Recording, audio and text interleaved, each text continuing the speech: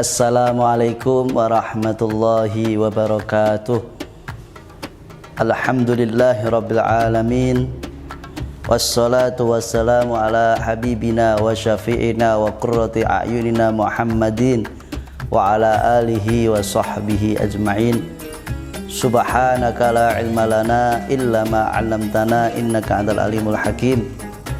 Nastaghfirullahal azim min qaulin bila amalin wa nastaghfirullahal azim min amalin bila ilmin wa na'udzu billahi min ilmin la yanfa' wa qalbin la yakhsha wa du'ain la yasma' bi rahmatika ya arhamar rahimin ya arhamar rahimin ya arhamar rahimin. Para pemirsa dan khususnya anak-anakku, dan tidak lupa para wali murid SD Islam di Ponorogo yang kami hormati dan kami muliakan. Alhamdulillah, pada kesempatan hari ini kita masih diberikan kenikmatan yang sangat luar biasa dari Allah Subhanahu wa taala. Lebih-lebih kita masih diberikan nikmat iman dan Islam, diberikan nikmat bisa melihat, nikmat bisa mendengar, dan nikmat bisa menghayati setiap nasihat dari para ulama salafus soleh, baik lewat dari hadis min ahadi Rasulillah atau min ayatillahi ta'ala. Anak-anakku SD Islam di Ponorogo yang kami banggakan, Ustadz punya cerita, yaitu di zamannya Malik Harun Ar-Rasyid. Dia punya anak, dipondokkan ke salah satu ustadz. Nah, di situ di suatu hari ustadz ini berwudu, karena zaman dulu tidak ada keran, maka mau tidak mau ustadz itu berwudu dengan memegang tempat air tersebut di tangan yang satu dan tangan yang lain membasuh anggota wudu yang lain. Dan waktu itu anak Raja Harun Ar-Rasyid tidak membantunya. Tiba-tiba waktu itu Sultan Harun Ar-Rasyid datang dan melihat pemandangan, yaitu syekh tersebut berwudu dengan memegangi alat wudu, ada wadah air digunakan untuk berwudu, ia pegangi sendiri, dan anaknya cuma melihat. Setelah itu Syekh Sultan Harun Ar-Rasyid bilang kepada syekh tersebut, "Ya syekh, kenapa engkau tidak menyuruh anakku untuk memegangi, atau mungkin engkau menyuruh anakku untuk membasuh anggota wudu tersebut sampai ke kaki? Kenapa engkau cukup melakukan sendiri?" Setelah itu Sultan Harun Ar-Rasyid bilang ke anaknya, "Kamu harus bisa melayani gurumu. Walaupun kamu ini anak seorang raja, tapi posisimu adalah seorang murid, maka murid harus tetap seorang murid dan harus mentaati dan memuliakan seorang guru, walaupun guru itu bukan keturunan raja. Wahai anakku, ketahuilah, kamu di sini ayah menyuruhmu untuk mencari ilmu agama, bukan untuk mencari pangkat dan kedudukan, tapi ayah menyuruhmu untuk bagaimana kamu bisa mendapatkan ilmu yang manfaat dan barokah."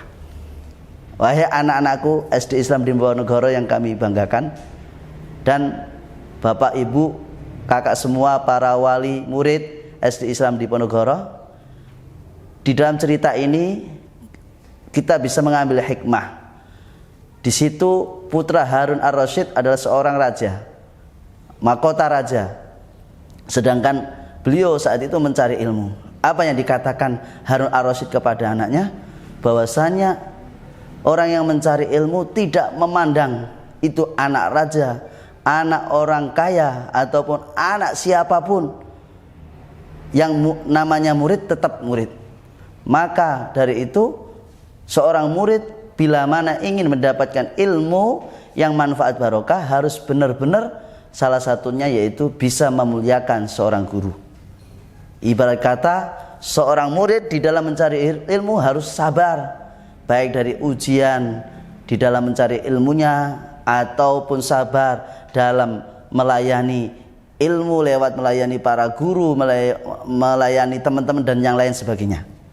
Karena di dalam kitab diterangkan bahwasanya la tanalul ma'ali illa bisyikil anfus. Anak-anakku semua, Ustadz menyampaikan la tanalul ma'ali illa bisyikil anfus. Ayo anak-anakku semua, kira-kira ada yang tahu dari la tanalul ma'ali illa bisyikil anfus? Yaitu yang dimaksud la tunalul ma'ali, kemuliaan itu tidak bisa diperoleh, tidak bisa didapati oleh seorang murid kecuali bisyikil anfus, dengan apa? Menghajar hawa nafsunya. Yang mana mereka anak keturunan raja, yang mana nasab mereka bagus semua, mulia semua, tapi di saat dia mencari ilmu, semua yang dimaksud itu dari nasab, dari kekayaan, dari harta, dari pangkat, derajat, semuanya tidak ada. Dianggap mereka tidak ada tidak ada sangkut paut dengan keadaan tersebut. Maka disitulah ia akan mendapatkan ilmu yang ia dapatkan. Bahkan di dalam kitab Ta'lim Muta'alim, apa kata ulama? Tidak akan dapat ilmu yang manfaat barokah selama ia tidak mampu memuliakan seorang gurunya. Padahal anak-anakku semua, kalian pastinya punya guru banyak bukan? Di sekolah, di Ponorogo sudah banyak berapa puluh guru. Terus di majelis-majelis lain, bahkan di masjid-masjid lain, kalian pasti punya guru. Maka disitulah kalian akan bisa mendapatkan ilmu yang manfaat barokah bila mana semua guru yang kalian dekati dan dimana guru-guru kalian mengajari ilmu kepada kalian, walaupun satu huruf tetap wajib kalian muliakan. Maka dengan cerita kisah Putra Harun Ar-Rasyid ini kita bisa mengambil hikmah, wahai anak-anakku, yaitu di saat kita mencari ilmu, jangan kita merasa saya ini orang mulia, saya ini orang kaya, saya ini anak abri, saya ini anak bupati, saya ini anak wali kota, saya ini anak ulama ini, anaknya fulan bin fulan ini. Tidak. Tapi sayalah ini. Bagaimana kamu bisa mendapatkan ilmu yang manfaat barokah? Bahkan ada satu kisah nyata di daerah Malang, ada seorang satu murid, yang murid ini masih keturunan orang-orang yang mulia. Beliau dipesan oleh ibunya dan ayahnya, wahai anakku, di saat kamu mondok pesantren di tempat ini, jangan pernah membawa nama saya dan kemuliaan-kemuliaan orang tuamu atau kakek-kakekmu. Kamu harus membawa dirimu sendiri. Kalau kamu malas, berarti kamu orang malas. Tapi kalau kamu orang sungguh-sungguh, maka kamu tergolong orang yang sungguh-sungguh. Kalau kamu membawa namaku dan nama kakek-kakekmu, sedangkan kamu membuat kerusuhan, melanggar peraturan pesantren ataupun sekolah, maka yang malu bukan engkau, tapi yang malu aku dan kakak-kakekmu.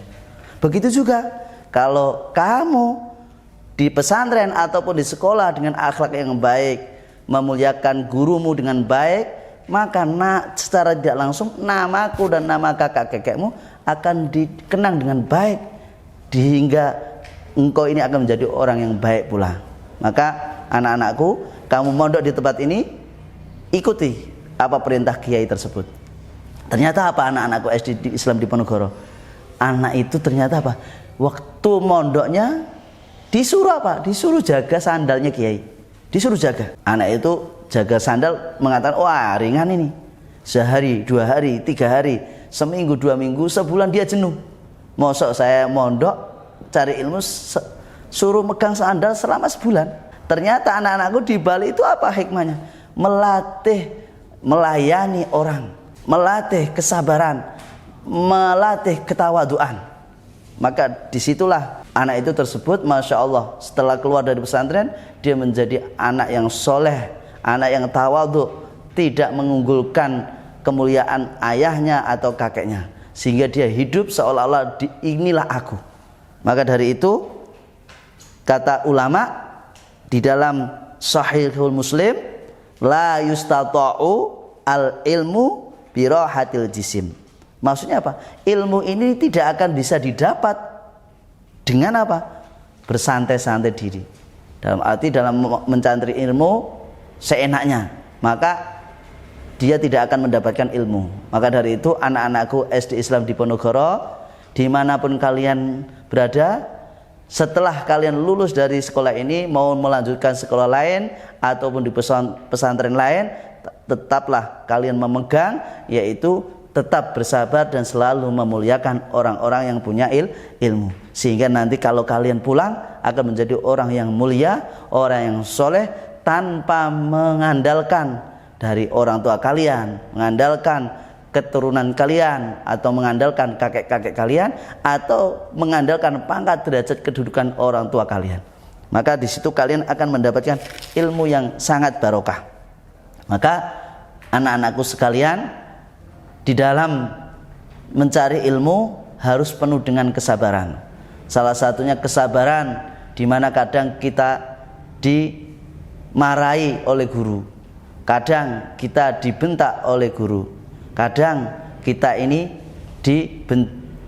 dimarahi teman kita. Maka kita harus sabar dan ketahuilah kemarahan orang-orang yang ada sekitar kita merupakan ilmu bagi kita untuk membangun diri kita menjadi orang yang soleh, menjadi anak yang bermanfaat. Khairun nas anfa'uhum linnas, sebaik-baik manusia yaitu orang yang bisa memberi manfaat kepada orang lain. Lah, orang yang bisa bermanfaat kepada orang lain itu berawal dari kesabaran di dalam ia mencari ilmu.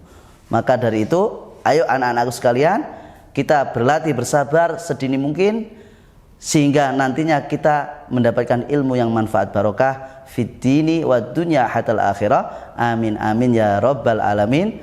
Wallahu muwaffiq ila aqwamit thoriq. Anak-anakku sekalian, sampai jumpa lain waktu, kita bisa ketemu kembali bersama Ustadz Hanafi, insyaallah dengan kajian-kajian yang lebih heboh dan bisa menyenangkan kalian di dalam pembelajaran dimanapun kalian berada. Wal afu minkum. Wassalamualaikum warahmatullahi wabarakatuh.